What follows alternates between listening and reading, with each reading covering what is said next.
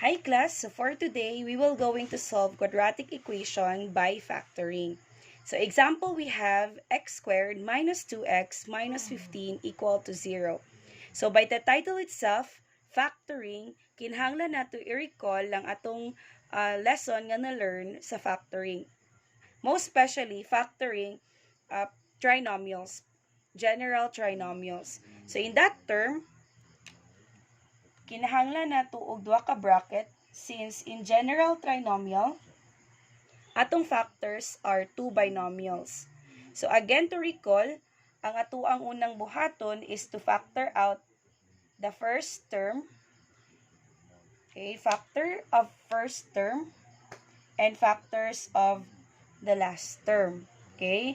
And it should result as well to the middle term, negative 2x. Okay, let's begin with the factors of the first term. Factors of first term, x squared, are x and x because x times x returns to x squared. And factors of negative 15, daghan siyag factors. So, atong pilian ng factors in such a way nga ngiyang sum, again, mo equate sa negative 2. Okay?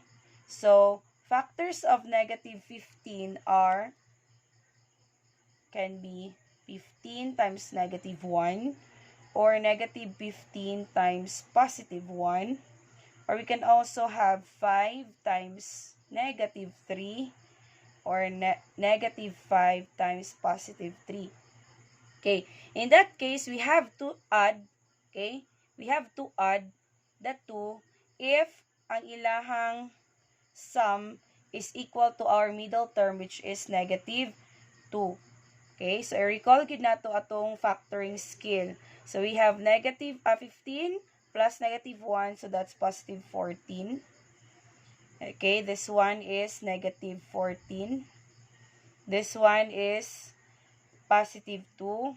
And this one is negative 2. Now, based on the sum, okay, ang niswak lang is ang last one, which is negative 5 and positive 3. So, therefore, these two factors are now the factors of negative 15 nga atong pilion. So, we have now negative 5, so minus 5, and then positive 3 plus 3. In that case, pwede po na to siya balihon, pwede diri ang positive 3, diri ang negative 5, so long as the sign is not changeable. Okay, kay mo magid ni ang mo equate sa negative 2. Now, if you want to check if your factors are correct, pwede ninyo gamiton ang FOIL method. Okay, the first, x times x. Okay, the outer, x times 3. Inner, negative 5 times x. And the last, which is negative 5 times 3. So, ato i-check if our factors are correct before tamo human. So, we have x times x, we have x squared. X times 3, we have plus 3x. Negative 5 times x, negative 5x. Negative 5 times positive 3, that's negative 15, equal to 0. Okay, combining like terms, we have x squared. 3 minus 5, we have negative 2x, then minus 15 equal to 0. Okay, so see, it just returns our original equation. So therefore, that's just the checking part. Therefore, our factors are correct. Okay, so after factoring completely, so I will erase this one first. Okay, after factoring completely, the second step or the next step is to use the zero product property or equating each of the factor by 0. So first, we have x minus 5 equal to 0 and x plus 3 equal to 0. And then, after that, we will just do the simple algebra transpose, okay, to get the value of x. So negative 5 when being transposed is positive 5, it changes sign. So positive 5, and the same thing, it changes sign, positive 3, it makes negative 3. So our roots now are 5 and negative 3. So that's how we use factoring in solving quadratic equation.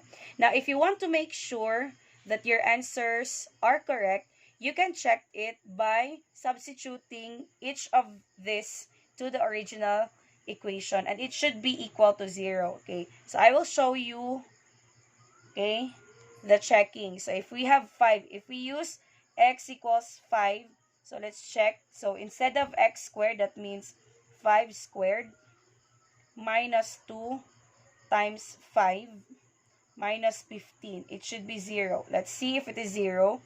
5 squared is 25. Negative 2 times 5, that's negative 10.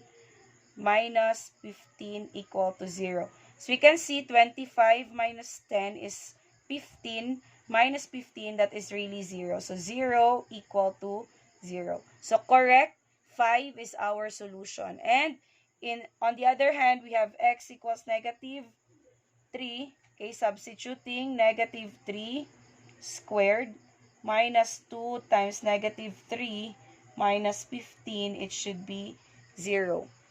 So, negative 3 squared is positive 9.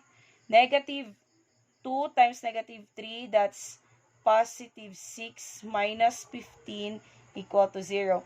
9 plus 6 is 15 minus 15, so that will be 0 equal to 0.